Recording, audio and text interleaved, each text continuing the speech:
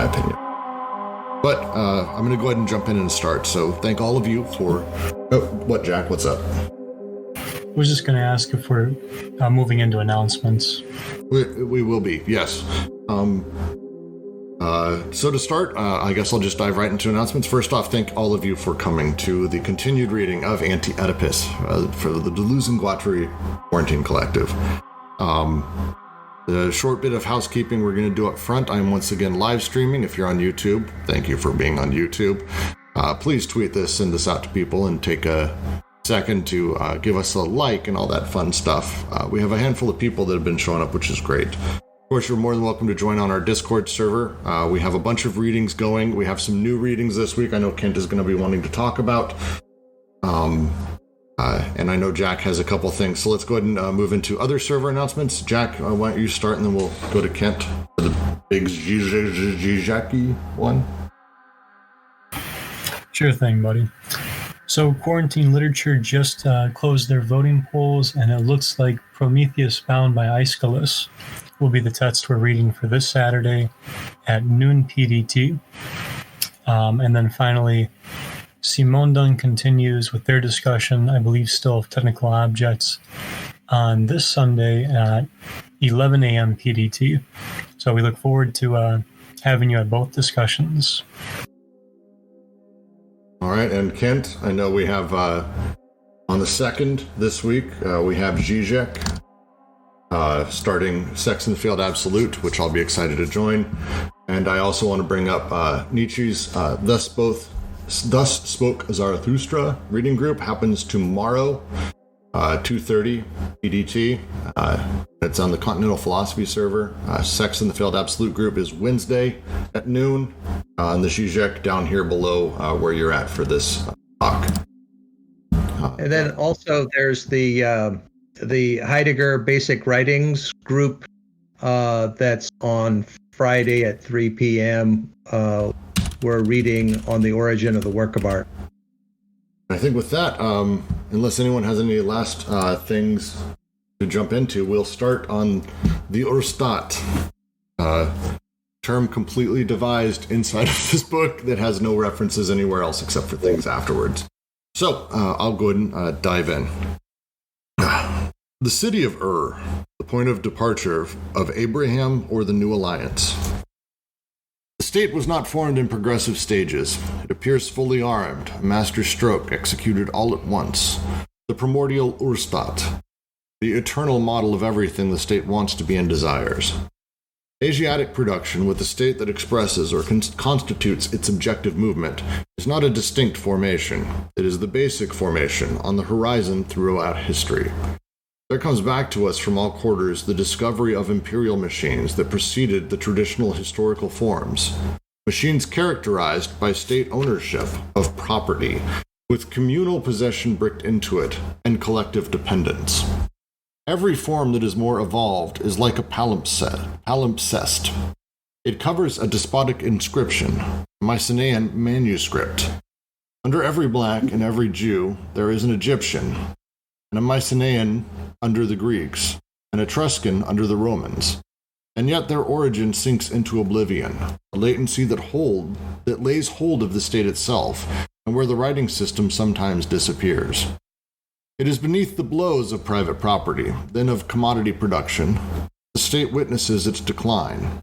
Land enters into the sphere of private property and into that of commodities. Classes appear, inasmuch as the dominant classes are no longer merged with the state apparatus, but are distinct determinations that make use of this transformed apparatus.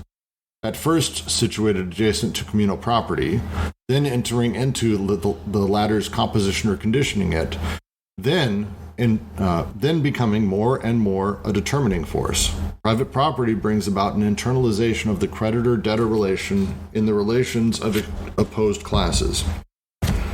Because why not start with just an incredibly dense chapter over on this one? Does anyone have any starting thoughts on this? We'll start that way. Well, I just, want to mention that they're right, about Ur being the first city. And what's amazing about it is that it just appeared overnight. the people were in groups of about 120, and then all of a sudden there were 40,000 people in a city, and so I think that is kind of an amazing thing. And the interesting thing about it is the more we find out about Ur, and the other cities in that area, the more we see that they had everything of civilization within their it just overnight all of civilization basically appeared. And to mention, if you saw the image I used to as a proponent of this session, and I posted up, I was pretty stunned when I started searching for Ur and diving back into it. I found a ton of images of American soldiers in Iraq. Ur is in Iraq. With a ton of American Marines standing on the steps taking selfies, which I thought was pretty beautiful as far as this chapter goes.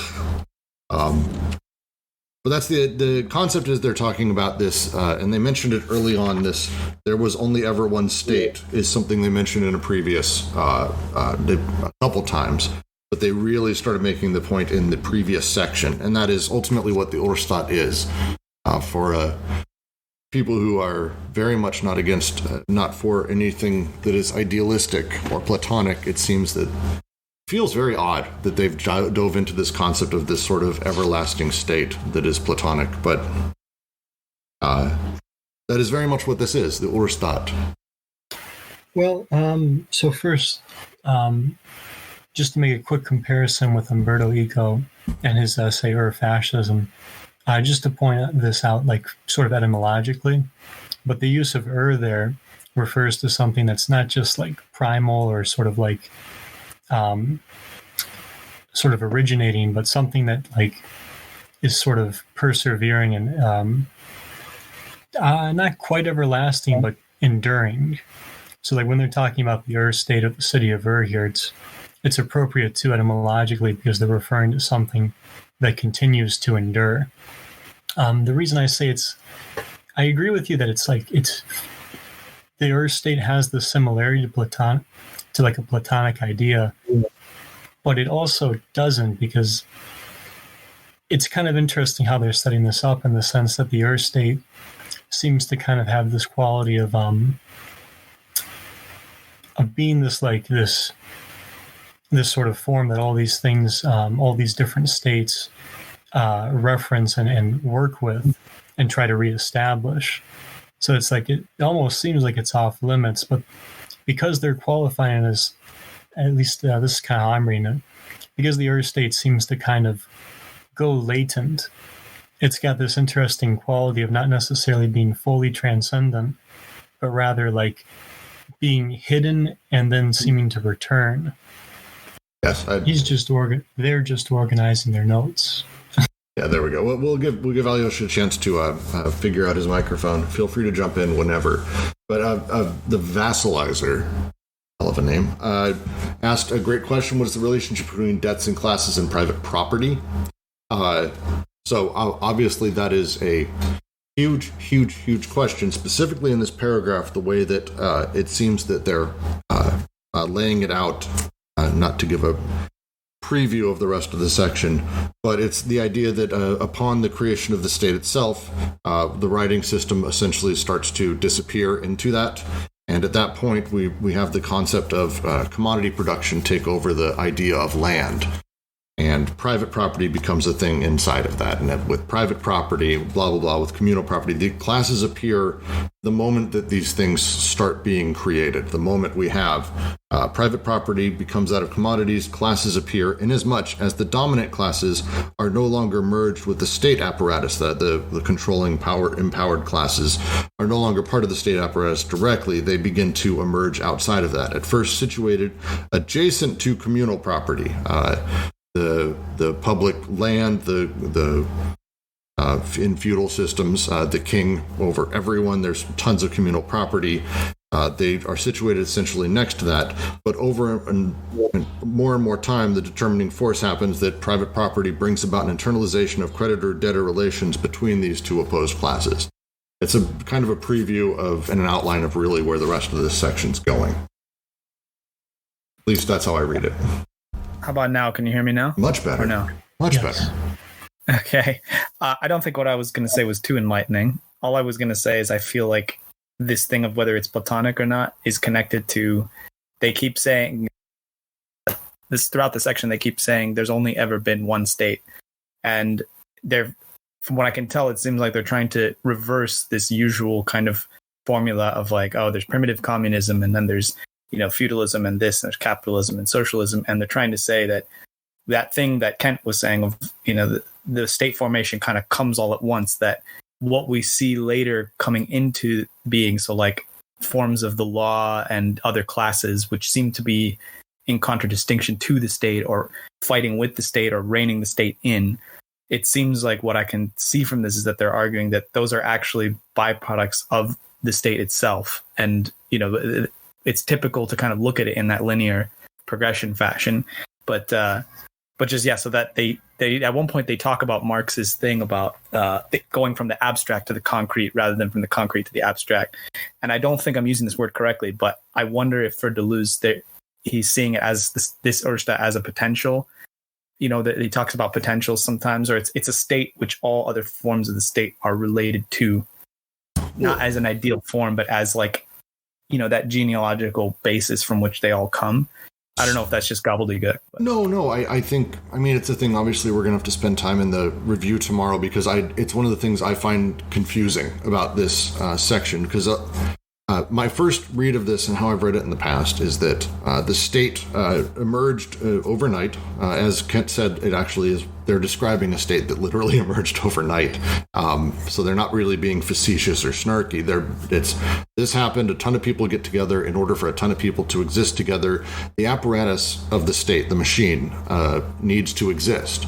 Now, the moment that state machine exists, which happens when you have a ton of people because it's how the apparatus functions, necessarily the machine starts producing. And as the machine starts moving, it starts breaking and it starts reforming. And the necessity of the state is that over time we move where land moves from communal to private, where it moves from people who once were literally what we might see as an amalgam of the state, the kings, the despots, the ruling classes. They become a little bit separated as necessity requires in these machines.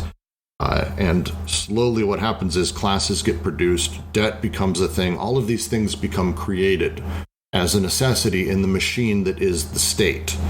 And the state being this, and I don't want to get too far ahead of myself because I should not have read as far ahead as I did last night, but that feels like where I'm starting with this. And so, but how does one explain both this latency into which the despotic state enters and this power with which it reforms itself on modified foundations in order to spring back more mendacious, colder, and more hypocritical than ever? This oblivion and this return. On the one hand, the ancient city-state, the Germanic commune, and feudalism presuppose the great empires, and cannot be understood in terms of the UrStaat that serves as their horizon. On the other hand, the problem confronting these forms is to reconstitute the UrStaat insofar as possible, given the requirements of their new distinct determinations.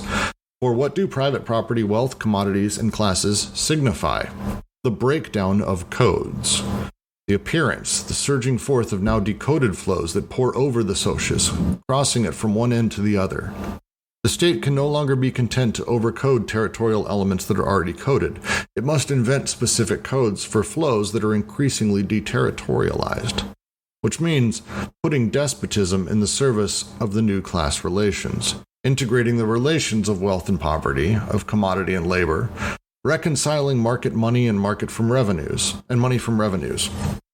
Everywhere stamping the mark of the UrStaat on the new state of things.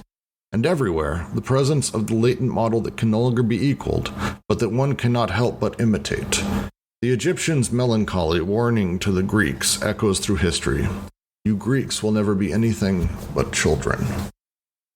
That came from Platonic dialogue. Thank you, Kent. That was literally the question I was going to ask. Sure. So I think one thing that's interesting here is that they're setting up this relationship of the UrStaat to the states in terms of a kind of oblivion and returning. presence, right? So it's like the UrStaat seems to go into oblivion where it becomes latent, and yet at the same time it seems to return, and thereby it's sort of reconstituted, or at least it's reconstituted to fit the present and the conditions thereby. So it's not the UrStaat that memory kind of would reestablish, but it is the model for that reestablishing, right? So one thing I think is kind of interesting here to explore is that the UrStaat, or rather, I'm sorry, the state seems to have this relationship with what's going on in the society, such that things like wealth, private property, and these other aspects like classes are beginning to individuate from the state, but also seem to have like a role in sort of having a power over the state. It reminds me of power paradox, in that power seems to be spreading out and transferred. And in that way, it's not lost or gained, but it's moving. Adi has a question. I'm still around the beginning where they mentioned the schizo constantly scrambling the codes. He's he's a few chapters behind us. What are the codes? I don't really understand this. And I think actually that's worth us spending a moment here, because as we talk about how the UrStaat works and what, as they quote in here, what do private property, wealth, commodity, and classes signify? They're the breakdown of codes. If anyone wants to dive into an explanation around how coding and decoding of flows works. Well, I think we can go back to the Sumerians themselves and see that what's interesting is that writing in cuneiform came out of accounting, and the first forms of writing were these little tokens for the different kinds of products that they were keeping track of. And so they would create these little counters, and then they would put these cuneiform characters on the little counters to differentiate the counters. And then eventually those cuneiform characters, were then inscribed in tablets and became the writing system itself. So in that case, the codes were the codes for the different classes of resources that they were keeping track of, like the wheat and the cattle and all of the different agricultural products that they were keeping track of. To take a second and talk about flows, though, because it's worth a little bit of time again to do that. I'm going to read from. Actually, I need to figure out who wrote this. Daniel Smith wrote a wonderful piece called "Flow, Code, and Stock: A Note on Deleuze's Political Philosophy," which I'm a big fan of this entire paper. It helped me understand, at least contextually, a lot of what Deleuze is talking about. So I'm just going to read through. How does one go about doing this retrospective reading of universal history? Deleuze's answer is through the concept of flow. Yet Marx himself did not have an explicit concept of flow. He defines neither labor nor capital in terms of flow. To understand Deleuze's concept of flow, we have to turn to the 20th century British economist Keynes. Deleuze says three things about Keynes' great book, The General Theory of Employment, Interest, and Money, which was published in 1936. First, it presented the modern theory of flows. To quote, stocks and flows are the two fundamental concepts of modern political economy as formulated by Keynes, Deleuze comments. The first great theory of flows can be found in Keynes, he says once more. Has a few more quotes around it. Keynes wrote the general theory in the midst of the Great Depression, for which he was attempting to provide both a diagnostic and a cure. Theory of flows and the injection of desire into economics was part of Keynes' new diagnostic state of a diagnosis of the state of capitalism, which is, to Deleuze, a essential supplement to Marx's analysis. And I will link to this entire piece. It's worth spending a little bit of time reading through. The whole thing's great. But the first is flow from an economic point of view is transmission or exchange of money, or generally that of economic value that moves from one pole to another. There's an incoming and an outgoing flow. Term pole here simply refers to individuals, groups that function as interceptors of incoming or outgoing flows. Second part is code. The correlative of the concept of flow is that of code, which is precisely a form of inscription or recording, which in the capitalist formation assumes the form of an accounting system, to Kent's point. A transaction entered into a bank account of an individual or firm, the recording or inscription of the transmission of a flow. A paycheck is an incoming flow. A check I write to pay a bill is an outgoing flow. Flow and code are reciprocally determined. It is impossible to grasp a flow other than by and through the operation that codes it. And of course, 3 is stock, the third concept after flow and code is the concept of stock. We don't have to worry about that one now. It doesn't really come in yet, but it's kind of the ability to own things, essentially. But we're not discussing that. I don't think they mentioned stock almost at all in this. But the idea is flows are, think of them like water, and I love using this analogy. You have raging rapids of flows, and the flows come in a lot of different ways. Commonly, early on, we talked about libidinal flows. Throughout early parts of the book, you'll run into this. They talk about the flows of desire and desiring machines. We've now moved into talking about economic and political flows through the state machine, the UrStaat. But if there is one point, I believe, in all of this book, it is that we are talking about the same underlying energy, the same flows. And so when we talk about coding, we're talking about basically taking the water flows, that there's this torrent of passion and desire that is flowing out of every human, and we create these little pockets for them where that energy can be used, or where it gets sectioned off, or where we can place it. And so flows is difficult to talk about in individual entities, and so what we do is we code them by making the flows individuated. A gallon of water versus a river is much easier to talk about. Codes operate the same way. We have a ton of labor, but the 8 hours someone worked on a video for me, that's a coded flow of that. So hopefully that helps a little bit of a breakdown there.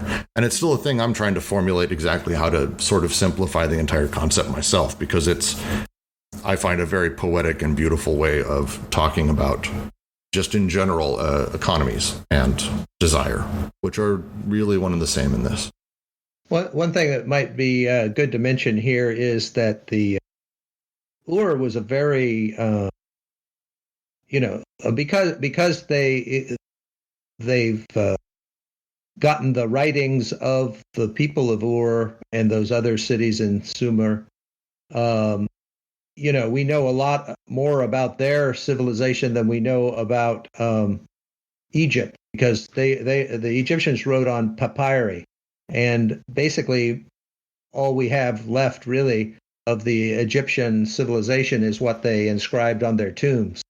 Whereas in the Middle East, in the Fertile Crescent area, they wrote on clay tablets, and then they would have libraries, and the libraries would burn down, and it would bake the tablets. And so then the archaeologists can either get those tablets out of the ground, either still in their clay form or sometimes baked. And so there's millions of these tablets all over the world in different museums. And there's every kind of document you can imagine in these archives. And what I understand is only about 10% of the archives have actually been, gone over by scholars and understood. But most of those documents are economic. Focus on one passage where they write, the state can no longer be content to overcode territorial elements that are already coded. It must invent specific codes for flows that are increasingly deterritorialized, which means putting despotism in the service of the new class relations, integrating the relations of wealth and poverty, of commodity and law, reconciling market money and money from revenues, everywhere stamping the mark of the UrStaat on the new state of things. This is one reason I think you can take the UrStaat kind of less platonically too, is that it's like the horizon on which everything is kind of looking, especially at the state level. But what I like about this passage quite a bit is they seem to be pointing out that the state and in a sense, right, the despotic and imperial machines, they don't just overcode over the aligned and affiliative. They also have to deal with the problem of the codes that are becoming, or rather the flows that are becoming increasingly deterritorialized. So at their level, despotism has to be kind of repurposed so as to set up these new class relations, right, which is taking us into the new alliance and extended affiliation, right? It's got to deal with the deterritorialized flows. But we're also seeing how things like wealth and poverty and commodity and labor are being integrated. And I really like their use of the word internalized here, especially in relation to the debtor and credit relationship, because I think that kind of gets at the heart of one of their points here is that, like, and that's really it, right? Like, you're supposed to take this creditor-debtor relationship to heart, right? If you read, like, the book of Proverbs, there's this idea of internalization.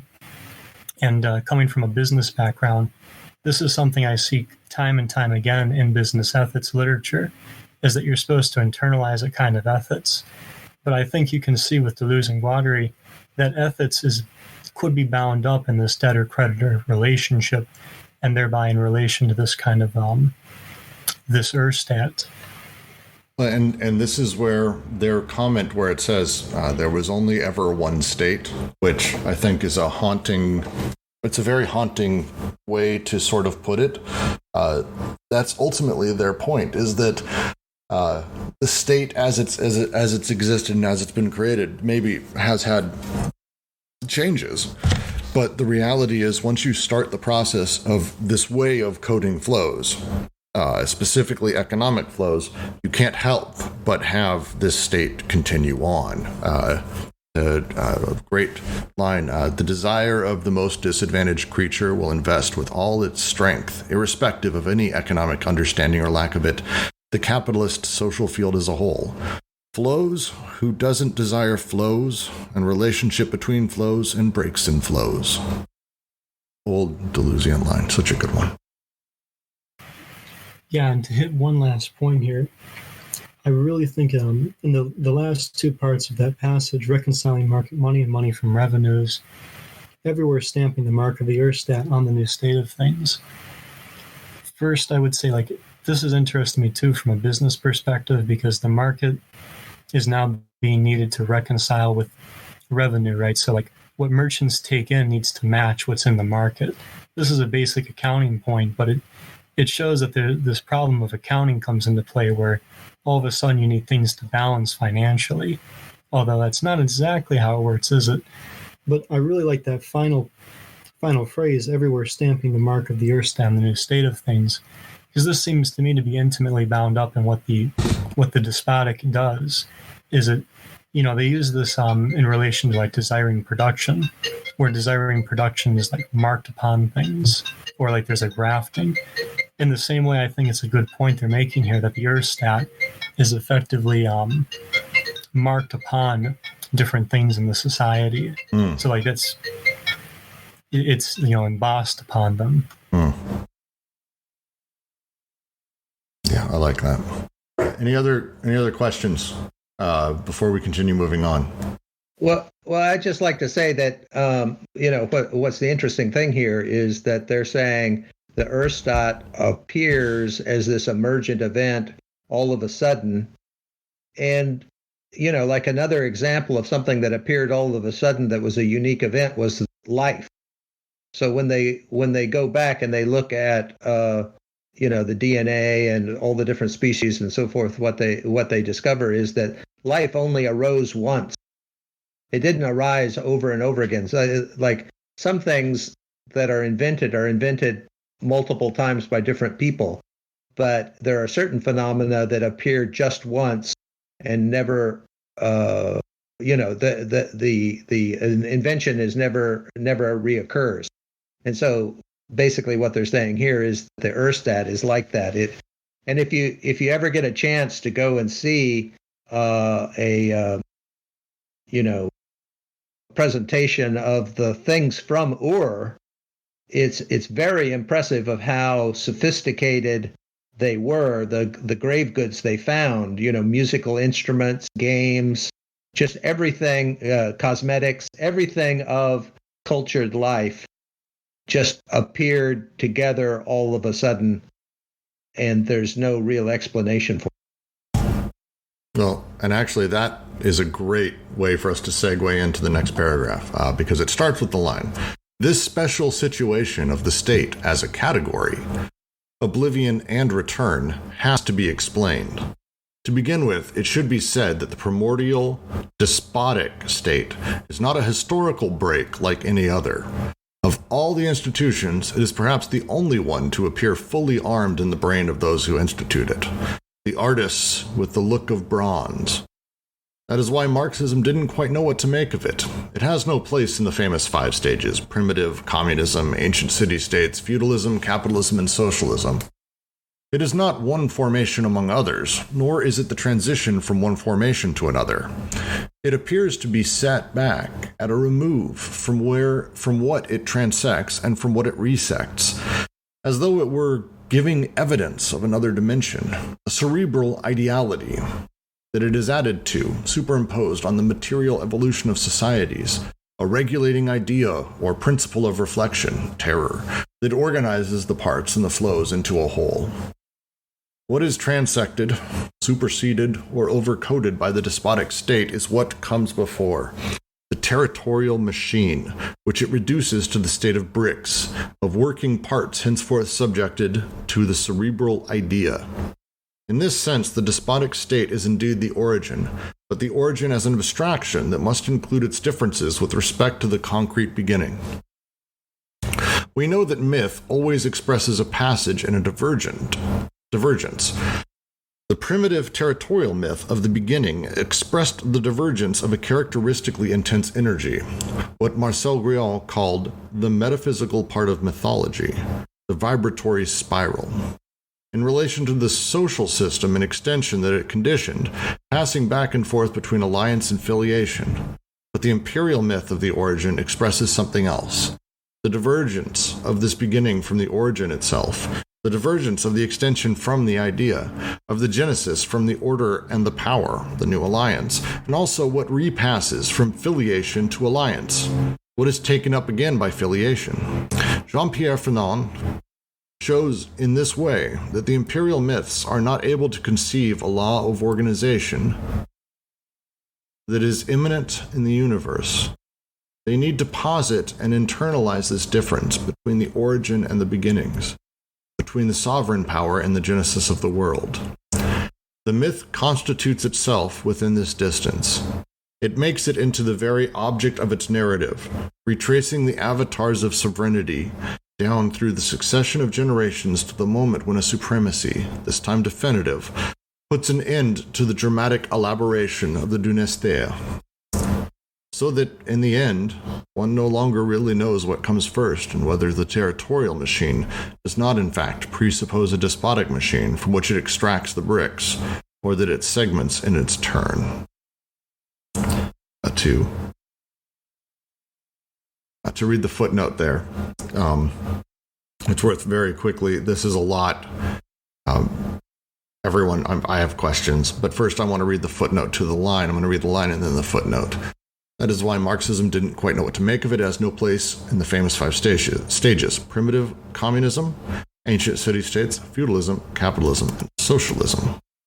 Regarding whether it is possible to bring Asiatic production into agreement with the 5 stages, and regarding the reasons behind Engels' renunciation of this category in Origins of the Family, and the Russian and Chinese Marxist resistance to this category, Sigdelier, sur le mode de production asiatique. One may recall the insults addressed to Wittfogel for having raised this simple question. Wasn't the category of the Oriental despotic state challenged for reasons having to do with its special paradigmatic status as a horizon for modern socialist states? And I don't know. I don't understand that question. So this is going to be a fun one. Let's start early on. First, does anyone have comments before I start asking questions? Because I genuinely, there's a lot in here that I like, but there's a lot in here I question. Yes, I have one in regards to that footnote. As I understand that footnote, what they're basically saying is like, didn't Russia and China, which are right, 2 countries that went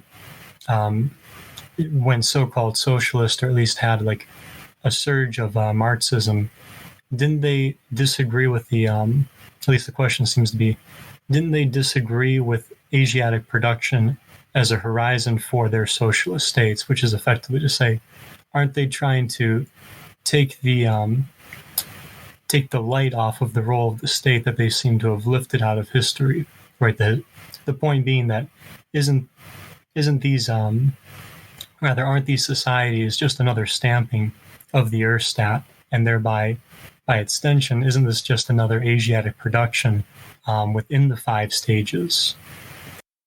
I think the point is that the communist theory took the history of Europe as their paradigm, and it turned out that the history of Europe was kind of unique for several reasons, and so it didn't fit with the history of other places like China. And so I have to also be really, and I'm probably very much oversensitive to it, but a lot of what they've talked about throughout this entire book, whenever they mention Asiatic or Orientalism as a concept is something that I'm very much feeling throughout a lot of this. They started a lot of that with the noble savage concept that they start with, and I'm not super fan of that, but this feels a little bit like that. Oh yeah, no, that what they did is they had something special, they had something different, and it was, I mean, I'm not a world history major in Chinese, history, but it wasn't like some crazy other thing. It was a generalized feudal system with its own standards. Like I've never read anything in history and went, wow, that's a really unique way that they lived. Like, it's like, no, it's, unless I'm wrong. Well, see, the thing is that, after the decline of the Roman Empire, there was a general die-off from plagues within Europe, and basically everyone in the cities died. And so the only people who lived were the people who went out into the country. And so those people who lived and went out in the country, they established these feudal domains, and it took a long time for those feudal domains to integrate into state. And so that whole history that had to do with the demographics, was not mirrored in the same way in China. And other places in the world had, different historical paths that they went down. And so if you take the European, the only other place where there was feudalism was Japan.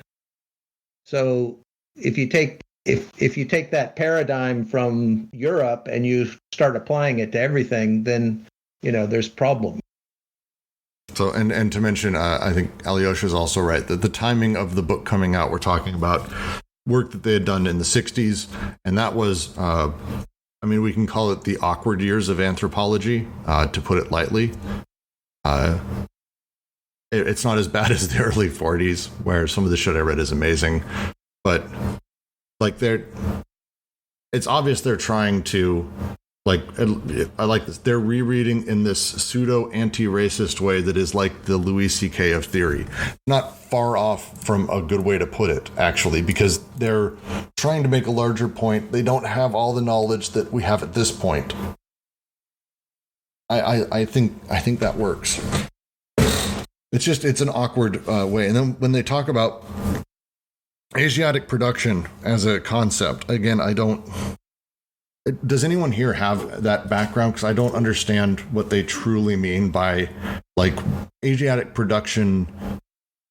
Again, it was feudal. Anyone have anyone? Well, no, I think the point is it was not feudal. Feudalism is a particular historical phenomena that happened in Europe and Japan. The organization of the Chinese state, very different from feudalism. If they had a feudal period at all, it was during the Warring States period. I think that's what I'm trying to figure out is what they're talking about, because they tend to be blending a lot of this together. Well, I think what they're talking about is that the sequence that they're talking about is the general theory of historical Marxism in dialectical materialism, and a famous exception to that is the Oriental production system. I just pasted into the chat, sorry for the spam, a quick summary from this Oxford reference site. And I think if anybody has questions about what it is and what it means, and maybe some of the debates, that could be a useful outlet. I mean, to me, I'm just trying to, in order to understand this text, we have to meet it halfway, and we have to sort of take these concepts a bit at face value and just try to understand them. But I think we can also, as a memento mori, just remind ourselves, just like this book is intervening in debates of its time about Lacan and other things, some of these things, I think I kind of get where they're going with this. They're trying to push this idea of the Asiatic production. No, it's not that crude idea that you guys know. It's this plane of immanence that all states approach, back and forwards in time. But it almost feels like most of what this book is, who is it that we keep saying says that this book is, half of it is kind of a joke. Like they're doing this thing where they take all the accepted ideas of like different kinds of Marxism and Freudianism and psychoanalysis, and they're just inverting them and playing with them. And I don't know if that means it's completely right or completely wrong, but I think it's also okay to say this is kind of just a really messy concept. And I don't think that makes me an expert on it, but for sure, Asiatic mode of production has it's so enmeshed in these debates of this time of anthropology and ethnography, and it does feel like it's been very much superseded by later scholarship. But I think we can still kind of take, just like we read, Birth of Tragedy in the literature group, and it doesn't matter what Nietzsche got wrong in that, there's a lot you can take from that. And I think we'll kind of have to approach it in the same way.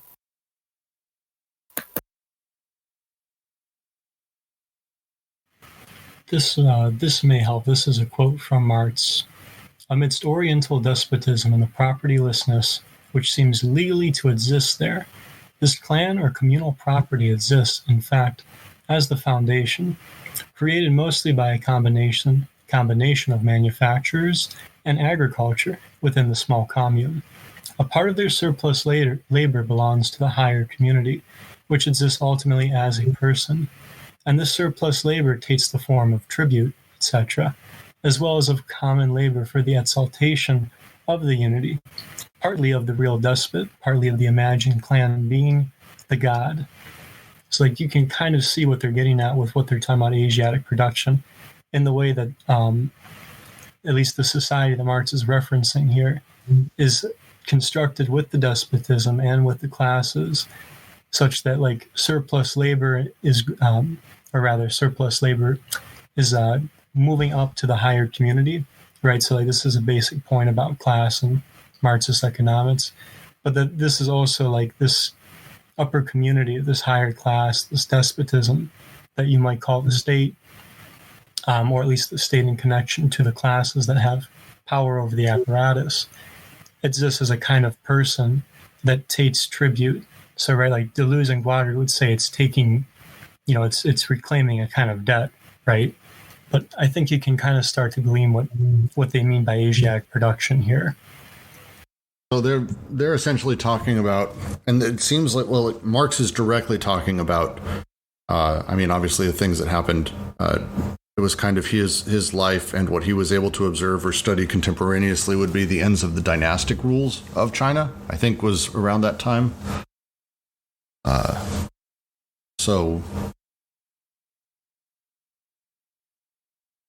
Yeah, and the struggles for power that arise in the dynasties, right?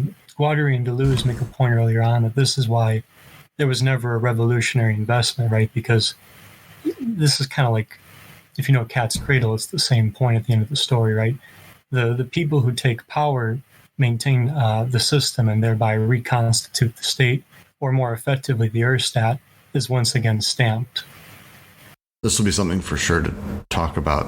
At least I'm going to read up a little bit more on the end stages of the Qing dynasty, so that way I can understand that a lot better. Does anyone have any other questions? Because I'm about to jump into mine for sure. Adi, Bagoom, Muskie. Yeah, it's a lot to take in.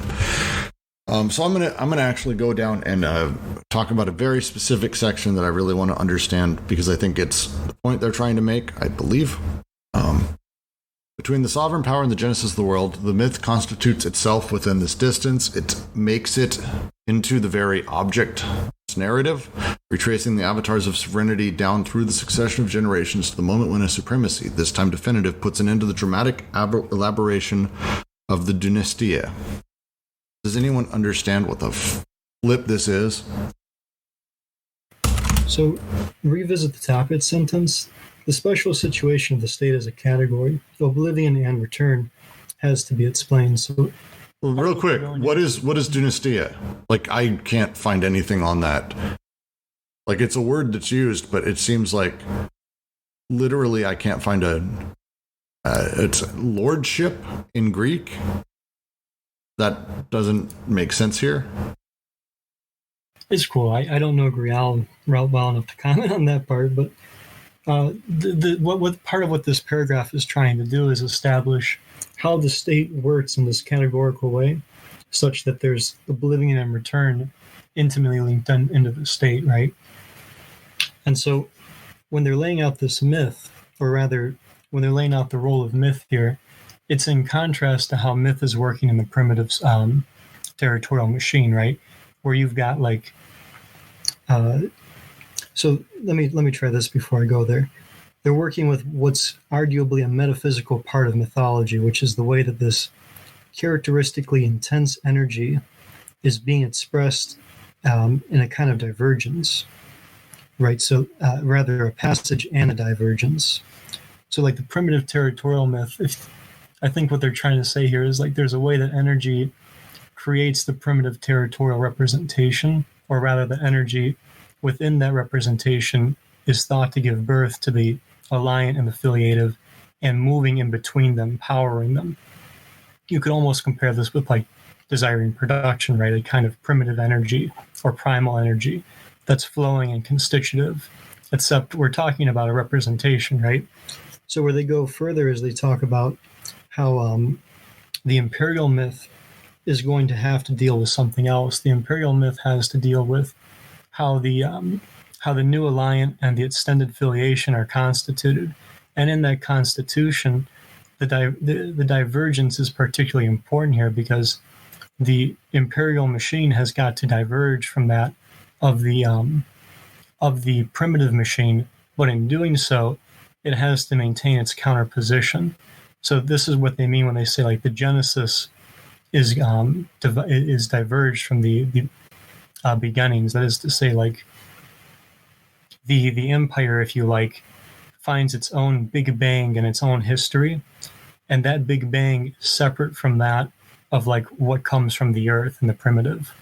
So like you can almost see in like there's this grand event whereby the state is introduced and the UrStaat is stamping, but in that this myth serves to break from the previous myth of that of the primitive. Okay, we're obviously going to need a handful of people who are very familiar with Foucault, because Foucault is really the one they're referring to here, obviously. He used this in a series of discussions he gave about, and I am going to butcher all of these terms or anglicize them to a point of pain. Foucault locates a fundamental circularity between parrhesia and democracy. For there to be democracy, there must be parrhesia. For there to be parrhesia, there must be democracy. Parrhesia is the exercise of free speech operating in an antagonistic structure of competing individuals. This is rooted in what Foucault calls politics as experience, designated by the Greek term dynastia, which derives from strength, power, the exercise of power. Rather than any organizational or institutional framework, which is politia. So the frameworks that we live with is the politics, whereas the raw power that is expressed by the state is dynastia. So their reference here seems, if I'm going to interpret this terribly, is the myth constitutes itself within this distance, makes its own object narrative. The state basically creates itself, and at this point does away with the classic concept of power, and instead it becomes more frameworky. So that in the end, one no longer really knows which came first, because we have Still, the state has that power, and we don't really have that. But it does not. The territorial machine does not, in fact, presuppose a despotic machine from which it extracts the bricks or the segments in its turn. The shift from that sort of brutal power setup. And I'm going to throw that out there for everyone to butcher and tell me why I'm wrong, because I've got to be. I think you're on the right track. If the myth is in between the two representations, if it's in between the two myths, or rather the two machines, excuse me, then as we look back to that memory, right, to that myth that came before, of course it's going to start to become unclear whether or not the primitive machine and the primitive myth kind of prefigure this despotic movement. In fact, earlier in the book, if I remember correctly, they even talk about how, like, the aligned and filiative structures are kind of open to this despotic movement, which seems to be even, like, to their point, right? Is like looking back from the after the despotic machine and the myth being situated in between those two machines, it becomes difficult to kind of to extricate it. I'd like to comment on the oblivion part, because the thing about Sumeria is it really did fall into complete oblivion, and it was only when they excavated the cuneiform tablet they could, and then some of the other archaeological finds that could, it was lost to history, that civilization, and in the 18th century they found it again. In the 19th century, they spent a lot of time in archaeology digging it. Yeah, I do think Alyosha's right. A lot of this is going to be, if we had a really good understanding of the contemporary understanding they had of anthropology, it would help a great deal. But I think with that, unless anyone has any final questions about that paragraph, which I welcome, we'll move on to the next paragraph, and we'll leave this behind for review tomorrow. We have time today. There's only a handful of paragraphs left, so don't hesitate to throw out a question. We're here as you need. In a certain sense, it is necessary to say as much in regard to what comes after the primal state, in regard to what is resected by this state. It supersects what came before, but resects the formations that follow. There, too, it is like an abstraction that belongs to another dimension, always at a remove and struck by latency, but that springs back and returns stronger than before in the later forms that lend it a concrete existence, a protean state. Yet there has never been but one state. Whence the variations, all the variants of the new alliance, falling nevertheless under the same category. For example, feudalism not only presupposes an abstract despotic state that it divides into segments according to the regime of its private property and the rise of its commodity production, but the latter induce in return the concrete existence of a feudal state in the proper sense of the term, where the despot returns as an absolute monarch. Really? Let me reread that, because I read that wrong. Sorry. But the latter induce in return the concrete existence of a feudal state in the proper sense of the term, where the despot returns as the absolute monarch. For it is a double error to think that the development of commodity production is enough to bring about feudalism's collapse. On the contrary, this development reinforces feudalism in many respects, offering the latter new conditions of existence and survival, and that feudalism of itself is in opposition to the state, which on the contrary, as the feudal state is capable of preventing commodities from introducing the decoding of flows that alone would be ruinous to the system under consideration. And in more recent examples, we have to go with Wittfogel, when he shows the degree to which modern capitalist and socialist states take on the characteristic features of the primordial despotic state. As for democracies, how could one fail to recognize in them the despot who has become colder and more hypocritical, more calculating, since he must himself count and code instead of overcoding the accounts? It is useless to compose this list of differences after the manner of conscientious historians. Village communes here, industrial societies there, and so on. The differences could be determining only if the despotic state were one concrete formation among others to be treated comparatively. But the despotic state is the abstraction that is realized, in imperial formations to be sure, only as an abstraction, the overcoating immanent unity. It assumes its immanent concrete existence only in the subsequent forms that cause it to return under other guises and conditions. Being the common horizon for what comes before and what comes after, it conditions universal history only provided it is not on the outside, but always off to the side, the cold monster that represents the way in which history is the head in the brain, the UrStaat. I think this is more of the same of the previous paragraph, them using contemporaneous things. They're shitting on a few theories that we probably don't even understand because, it's double error to think that this and that, and it's stuff that I think was more contemporaneously interesting to them than I think it would be to us, but more making the same point that no matter what form it takes and how it's set up, we like to think the feudal state is not the state we have today, but it is. The way that it functions and how it works, the machine of it all, is identical. It's worth noting too, though, that where they're going into like feudalism and democracy here, right? They're talking about systems of power and economics, right? So like the alliance. Mm-hmm. But in doing so, they're also, yeah, you're right. They're definitely getting into how like the UrStaat is stamped here. But this is an interesting point because by making this criticism of democracy, especially since we're looking at this without the machine of capitalism just yet, it's an interesting point they're making in that we tend, at least in the U.S., to not exactly get into this critique of democracy where there is arguably a despotic element. But what they seem to be getting at here is like even with the use of democracy, with things like senates or representational governance, where power is just out there and anybody can get it if they follow the machinery, right? If they follow a certain tally of votes, if they are allotted that power. So too does there seem to be this level of the UrStaat there, again getting embossed, even though this doesn't exactly look like the UrStaat itself. This is still like that embossing where there isn't this stages of development or this like transfer, and there just seems to be this continual stamping upon through the despotic machine. To read the footnote, I was just reading over that as Jack was talking.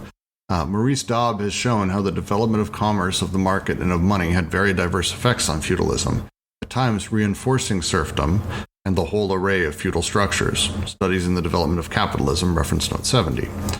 Francois Henker has elaborated the concept of state feudalism to show how the French absolute monarchy in particular maintained the productive forces and commodity production in the framework of feudalism that did not end until the 18th century.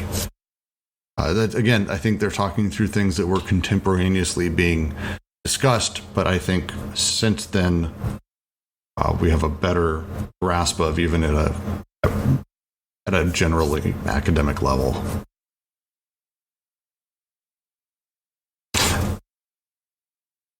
But this is a point of contention for like Marxism and like even like economic history and development, though, where like the presence of something like commodities and wealth under feudalist society, what they seem to be getting at here effectively is like that didn't necessarily lead to the end of feudalism. Arguably, there are societies that actually strengthen feudalism, and in doing so, strengthen things like serfdom or like a kind of class, but also strengthen the role of the state without moving into the break into capitalism, or rather the emergence of a capitalist machine. I think an important point here is how late capitalism lasted. You know, I can't remember the date, but it's like 1850, 1875, something like that.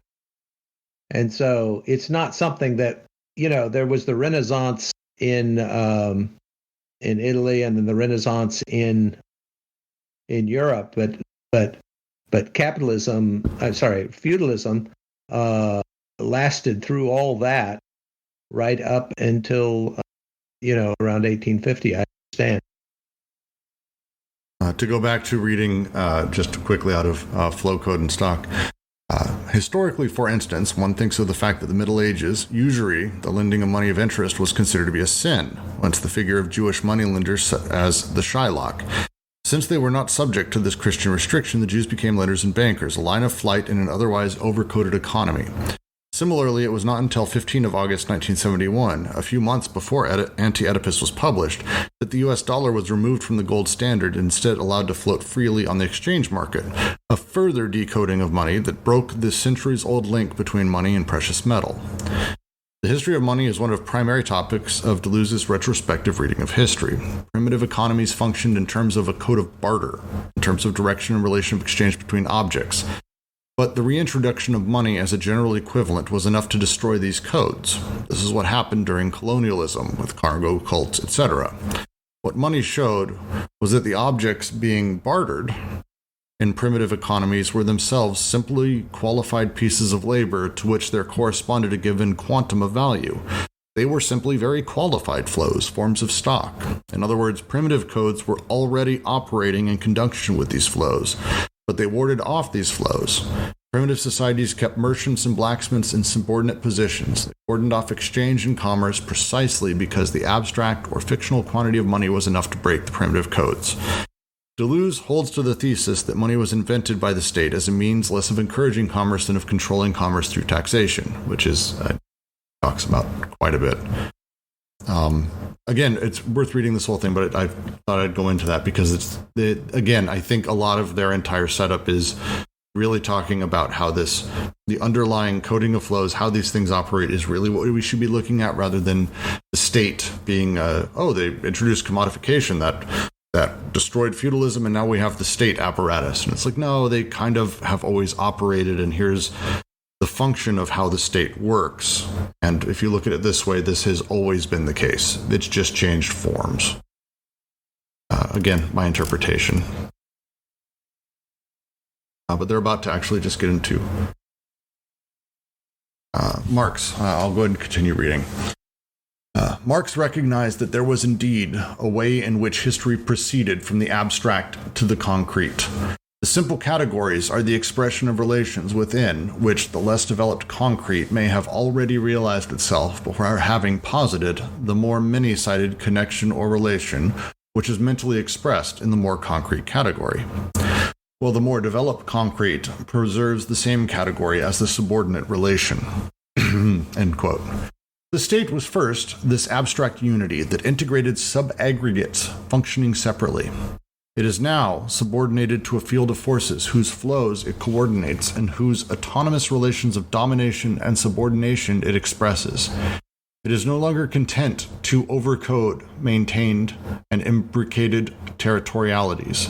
It must invent codes for the decoded flows of money, commodities, and private properties. It no longer of itself forms a ruling class or classes. It is itself formed by these classes, which have become independent and delegate it to serve their power and their contradictions, their struggles and their compromises with the dominated classes. It must fashion as best it can a whole to which it will render its law immanent. It is no longer the pure signifier that regulates its signifieds. It now appears behind them, depending on the things it signifies. It no longer produces an overcoding unity. It is itself produced inside the field of decoded flows. As a machine, it no longer determines a social system. It is itself determined by the social system into which it is incorporated in the exercise of its functions. In brief, it does not cease being artificial, but it becomes concrete. It tends to concretization, while subordinating itself to dominant forces. The existence of an analogous evolution has been demonstrated for the technical machine, when it ceases to be an abstract unity or intellectual system reigning over separate subaggregates to become a relation that is subordinated to a field of forces operating as a concrete physical system. Just want to start off the discussion by saying I like how they're consistent with talking about how the signifieds or that mental aspect of the sign is really taking precedence here. So much so that even the signifier, right? We're starting with the territorial representation with the signifieds, with that mental aspect, or what they say, right? The cold monster that represents the way in which history is in the so-called head, in the so-called brain, the UrStaat, and we're kind of following that back to look for the marks that will like subserve that that representation or that mental aspect of signification.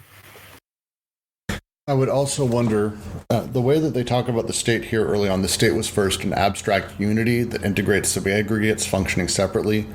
And the timing of this versus other bits of their writing, I would wonder, as they talk about the virtual becoming real in a number of their books, ultimately they're talking about the state being a virtual apparatus that becomes a full apparatus over time, basically starting as the result of the result of interactions at the material level, and then ultimately becoming the product of the material level of the interactions itself, sort of pushing it into becoming more material itself. It's an interesting way that they talk about that switch happening. I wonder if they wrote about this later. They had to have. They had to have revisited this concept.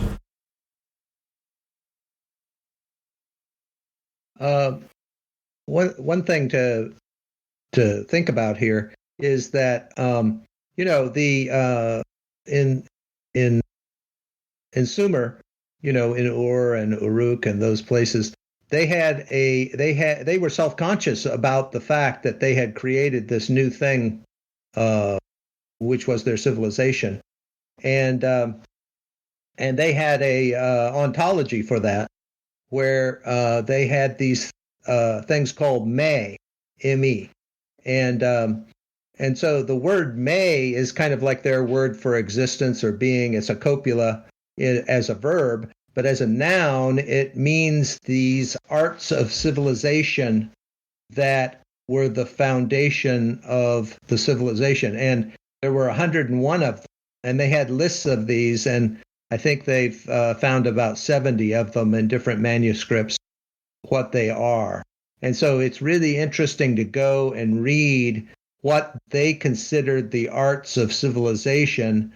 It's not what we would have, if we were to come up with a list of the arts of civilization, we would not come up with this list. So it's interesting to see how they viewed this emergent event of their own creation by their society of this Ur state, which is then, according to Deleuze and Guattari, kind of like this virtual thing, which is latent, and then it keeps it once it's been created, it kind of keeps manifesting over and over again in different situations historically.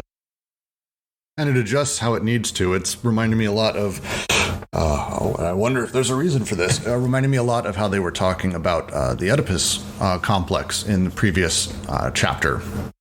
And there's been a great deal of time talking about how it becomes basically this triangle that finds whatever it needs to and finds the form it needs to have in order to continue to exist. And the state very much is doing that here. They're talking about that. It appears them behind them depending on the things it signifies. No longer produces an overcoding unity. It is itself produced. As a machine, it no longer determines the social system. It is determined by the social system into which it is incorporated in the exercise of its functions. The machine, basically, the state machine, the UrStaat, produces the things that produce it cyclically, which is fascinating.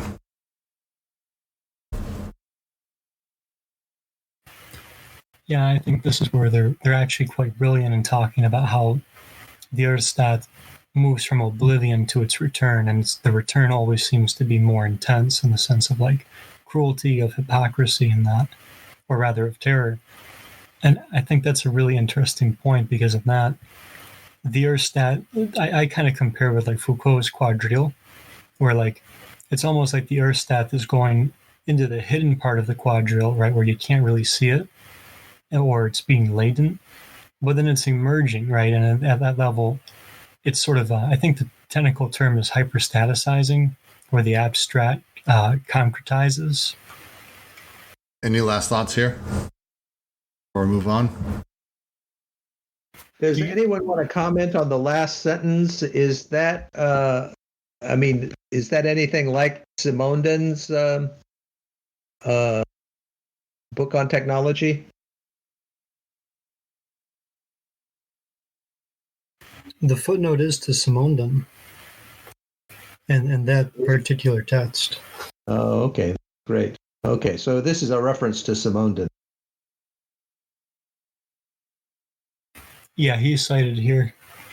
Would anyone like to expand on that who has a better understanding of Simondon than me? I mean, I was calling him Simondon until about a year ago, so I mean, I'm not a person to talk to about him. Yeah, we have a whole reading group that is been reading this text. So, but perhaps there's no one here from.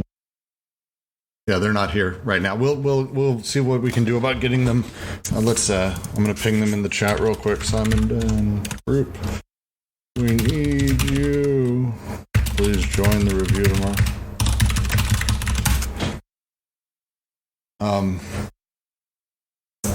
But it is a great last sentence. The existence of an analogous evolution has been demonstrated for the technical machine when it ceases to be an abstract unity or intellectual system reigning over separate subaggregates to become a relation that is subordinated to a field of forces operating as a concrete physical system. Wonderful. I'm going to continue on. But isn't this tendency? Oh, go ahead. Would you like a break from reading? No, I'm okay. I mean, if anyone's sick of my voice, I'm more than happy to hand it off. But I'm doing all right so far. Got my water. Words for me, man. I had a little bit of too much coffee. Oh, you're sweet. I had a little bit too much coffee, so I'm fine today. But isn't this tendency to concretization in the social or technical machine precisely the movement of desire? Again and again, we come upon the monstrous paradox. The state is desire that passes from the head of the despot to the hearts of his subjects, and from the intellectual law to the entire physical system that disengages or liberates itself from the law. A state desire, the most fantastic machine for repression, is still desire. The subject that desires and the object of the desire. Desire, such is the operation that consists in always stamping the mark of the Primordial Urstat on the new state of things, rendering it imminent to the new system insofar as possible, making it interior to this system. As for the rest, it will be a question of starting again from zero. The founding of a spiritual empire, there which forms exist under which the state can no longer function as such in the physical system. Well, that's a fucking mouthful. I'm going to say that again. As for the rest, it will be a question of starting again from zero. The founding of a spiritual empire there where forms exist under which the state can no longer function as such in the physical system. When the Christians took possession of the empire, this complementary duality reappeared between those who wanted to do everything possible to reconstruct the Urstat from the elements they found in the immanence of the objective Roman world, and the purists who wanted a fresh start in the wilderness, a new beginning for a new alliance, a rediscovery of the Egyptian and Syriac inspiration that would provide the impetus for a transcendent Urstat. What strange machines those were that cropped up on columns and in tree trunks.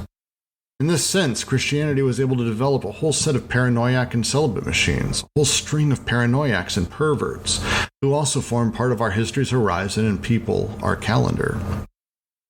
These are the two aspects of a becoming of the state. It's internalized in a field of increasingly decoded social forces forming a physical system. Its spiritualization in a supra-terrestrial field that increasingly overcodes, forming a metaphysical system.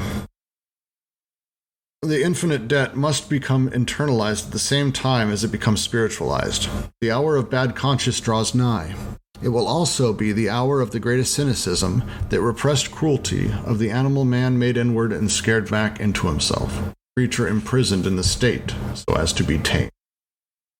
We have extra time today, by the way, so if anyone has genuine questions in general, now would be the time. Ask them in chat, or feel free to unmute yourself, because we have just finished the section. So there's quotes from Nietzsche, and it brings up this thing of the self-taming of man, which is a question that that some anthropologists ask about whether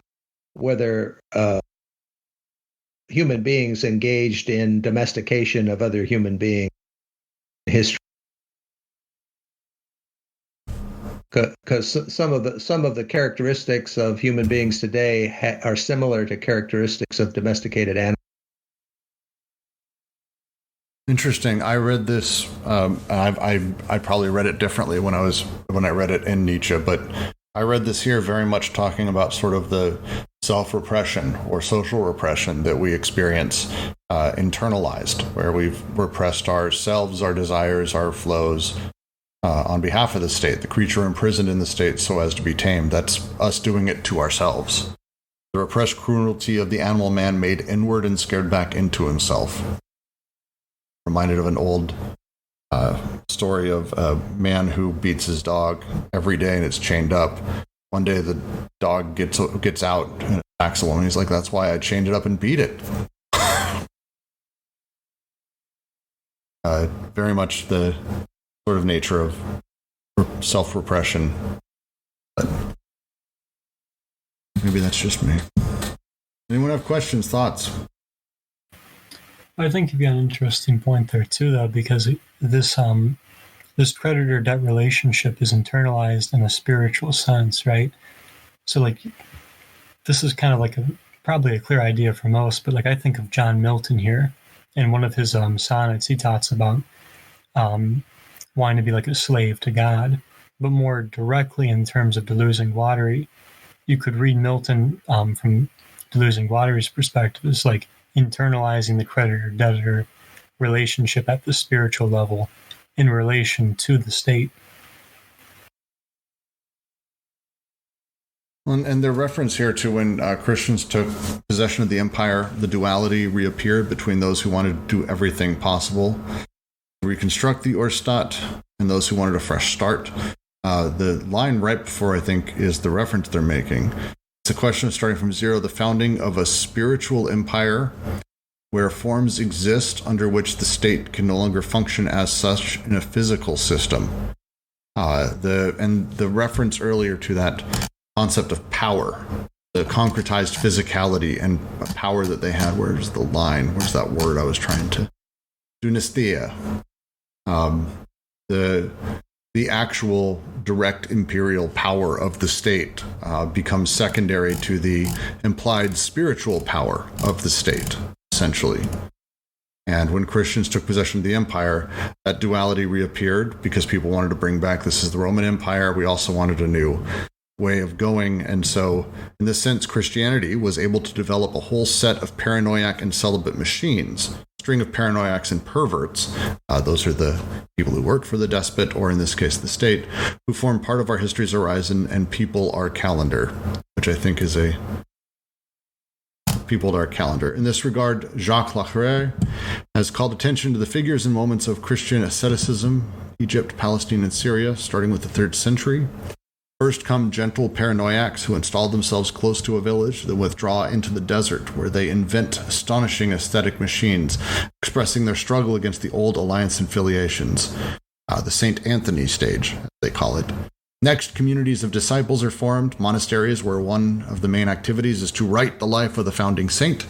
Celibate machines with a military discipline where the monk reconstructs around him in the form of ascetic and collective constraints the aggressive universe of the old persecution, or as they call it, the St. Pachomius stage. Finally, the return to the city or village, armed groups of perverts who assign themselves the task of struggling against the dying paganism, the Schnodi stage, which I need to look up. I don't know that one. More generally concerning the monastery's relationship with the city, see Lewis Mumford, who talks about the elaboration of a new form of urban structuralism in terms of monasteries. That's what they're talking about here, is basically what the state does is it creates the thing that now operates more in the machinic level through, in this case, Christianity, by creating in its place the internal celibate machines and interacting with all of this that sort of creates the pervert and celibate machines on the two sides. The perverts who want to demand that we have that allegiance to the state, the old Roman way, and the ascetics, the celibate machines, who are the ones who are closest to God, who we need to celebrate. And they brought them together in the Holy Roman Empire, which is a really good example of that. The three stages, which, I mean, they're being shitty here. I mean, they're being ironic and jokey. But I like that way of putting it. But they do have a really good point that elucidates what they're talking about when they say, like, if you go back to the first sentence, right, it's not just Ur, it's that Abraham's point of departure is from Ur, right? Once again, we've got the despotic going into the desert. And I think you get that really clearly here with what they're talking about in terms of Christianity. This movement into the desert, whether it's the desert in lieu of the previous empire, right, in the reconstruction of the UrStaat, or in moving into the aesthetic, where the reconstruction is once again going into the wilderness, and thereby, like, just like we see here, right, the task becomes writing the history of the founding saint. You know, once again, a kind of despotism emerging. I read a book recently that was about Abraham and the idea that, you know, since his father was an idol maker, what his education would be, and he would have had a Sumerian education and you know, Mesopotamian education. And so, you know, usually you know, mostly in Christianity, Abraham's kind of a blank slate and you don't know anything about him. But because we've unearthed schools in Mesopotamia from that period, we know exactly what students were studying, because the clay tablets that they were writing their lessons on were preserved. And so it's really interesting to think of how Abraham had this education, the Sumerian education, and what is the relationship between that and his being the founding father of three religions. If no one's opposed, I would propose we focus in on those last three sentences, starting where, so the passage being, these are the two aspects of a becoming of the state: its internalization in a field of increasingly decoded social forces forming a physical system, its spiritualization in a supraterrestrial field that increasingly overcodes, forming a metaphysical system. The infinite dead must become internalized at the same time as it becomes spiritualized. The hour of bad conscience draws nigh. It will also be the hour of the greatest cynicism, quote, that repressed cruelty of the animal man made inward and scared back into himself, the creature imprisoned in the so-called state, so as to be tamed. So one thing that strikes me about this passage, which is why I think it's worth focusing on, is like, they're making it really clear, right? They're talking about the becoming of a state, and thereby, like, part of this section seems to be about how in this movement between the primitive and the despotic, the state actually comes into being, or even to that point too, how different empires and this changing of the guard between imperial regimes comes with the continuance of this despotic machine, even though the UrStaat is being recapitulated.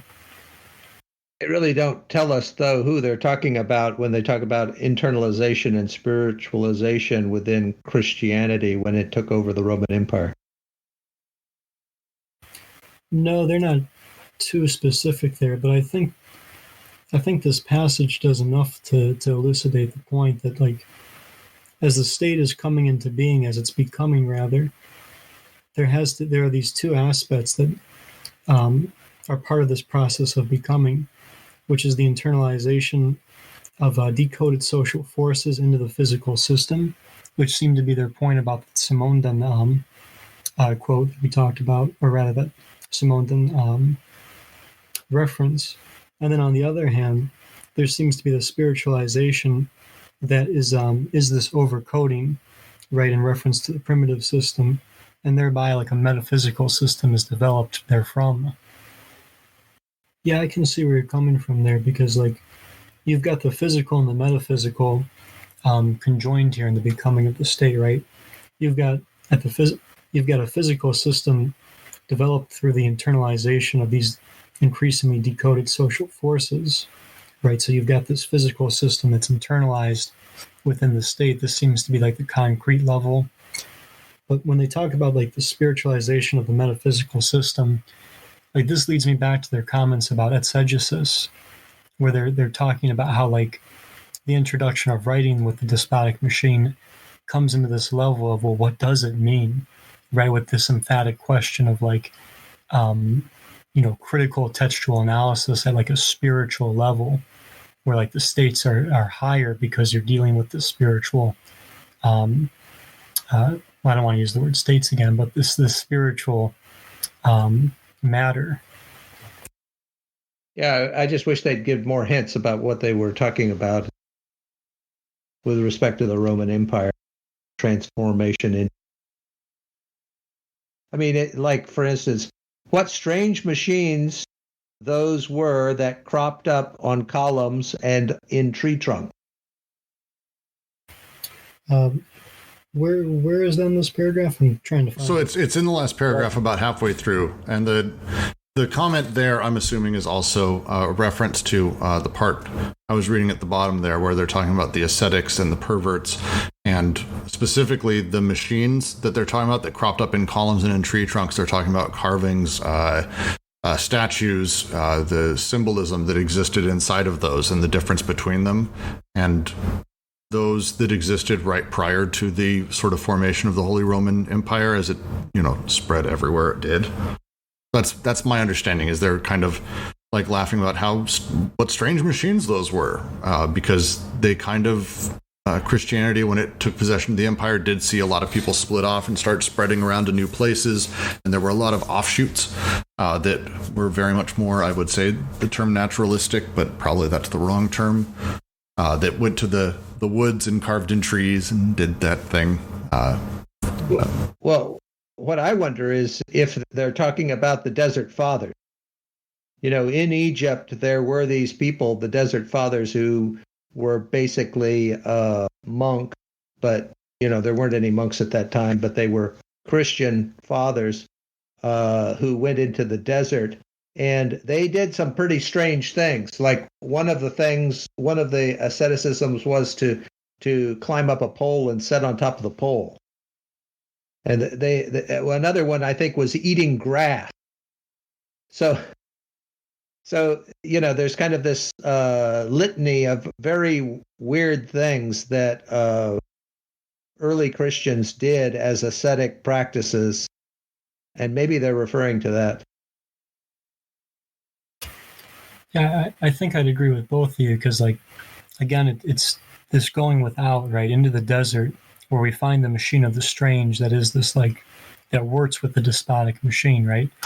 It's like at that level, if you want to, like, if I could impose just a little bit of architecture, if we think about the composite column of Roman architecture, right, that is taking the Ionic, Doric, and Corinthian columns and putting them together to create a new column. But it's the same thing, right? In the same way, like, if we think about Christian architecture in relation to Roman architecture, it's kind of like the same idea of, like, this new regime, this new despotic machine is going to overtake and overcode what precedes. In the same way that, like, a Roman machine, the Roman Empire would have overcoded the Greek Empire in a sense. One thing I think is interesting too here is their use of that quote from Nietzsche, because the use of the word cruelty, like, this is an interesting part of the despotic machine to me, is that cruelty gives way to terror, which is interesting, right? Because you go from, like, the theater of cruelty where the actions are there and, in marking the bodies and that, to terror, right? Which I think kind of fits with their point of, like, maybe there is this concrete level, but again, it's like this mental fear of things like law, of the text, of the written word.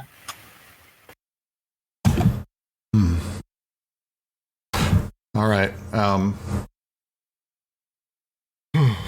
don't have very much else. My brain's kind of processing a lot of this. to choose another passage, then what do you guys make of this paradox? This is 221 in my copy. Again and again we come upon the monstrous paradox. The state is desire that passes from the head of the despot to the hearts of his subjects, and from the intellectual law to the entire physical system that disengages or liberates itself from the law. You said 221? Yeah, 221 is the second sentence of this final paragraph immediately after. But isn't this tendency to concretization and the social or technical machine precisely the movement of desire?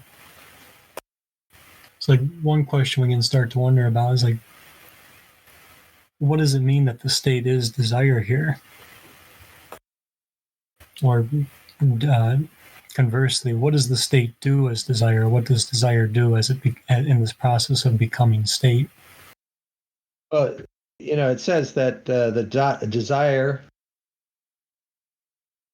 such is the operation that consists in always stamping the mark of the primordial Urstat on the state of things, rendering it immanent to the new system insofar as possible, making it interior to this system. So, this Urstat is kind of like an archetype in its latency. So it's almost like there's this latent organization of the state, and it just keeps waking up and kind of stamping itself on the situation. And they're saying that's a manifestation of desire. Yeah, and I think that's fair, and that's kind of interesting, right? That the state is actually, we talk about the state as this repressive aspect of social and psychic repression, but this is kind of the interesting thing too. Is once again the state is desired. See, the context we ought to read this in is that the before 10,000 years BC, the atmosphere of the Earth was very irregular, and because of this conveyor belt current that goes around the world, that snapped into place about 10,000 BC, and then it was soon after that agriculture was invented, and so then you had the surpluses from the agriculture, and the surpluses could be used to support a priesthood and support all kinds of activities that were impossible before. And we've been living in that world ever since. And if that conveyor belt current that goes through the oceans ever stops, then good chance there's going to be another ice age. So it's kind of interesting that, they're saying that when you had that excess from the agriculture, then human beings formed this state spontaneously that was emergent in Ur, and that every time they found a state afterwards, they kind of institute the same thing. And what's interesting about that is that if you go to the exhibitions about the things they found at Ur, we recognize all the things. They're instruments, they're games, they're cosmetics, they're all of the things of civilization, not the high technology, but all of the kind of aesthetic things about about civilization, they more or less invented overnight. And we still recognize those things today. I'm reading through, Alyosha linked a wonderful piece on Deleuze, specifically talking about actually a lot of this. But I do want to read the quote he's got from the previous section because I think it applies greatly here. Desire is by no means an interplay between a son, a mother, and a father. Desire institutes a libidinal investment of a state machine that overcodes the territorial machine and with an additional turn of the screw represses the desiring machines. It's a great line, and I think Alyosha's interpretation. So it's a panopticon. It's the assumption that The state apparatus is a machine that's all around us.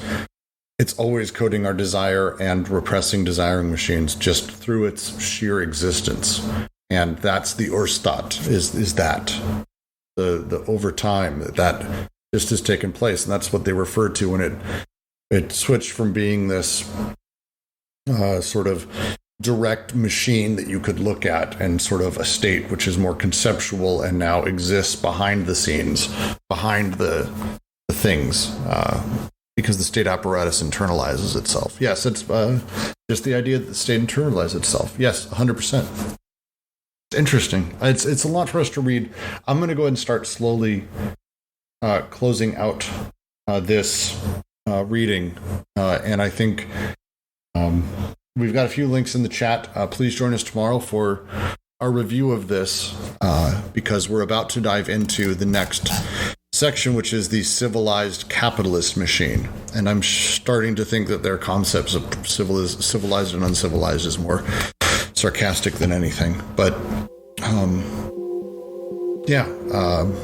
thank you guys so much for joining, and we look forward to seeing you next time.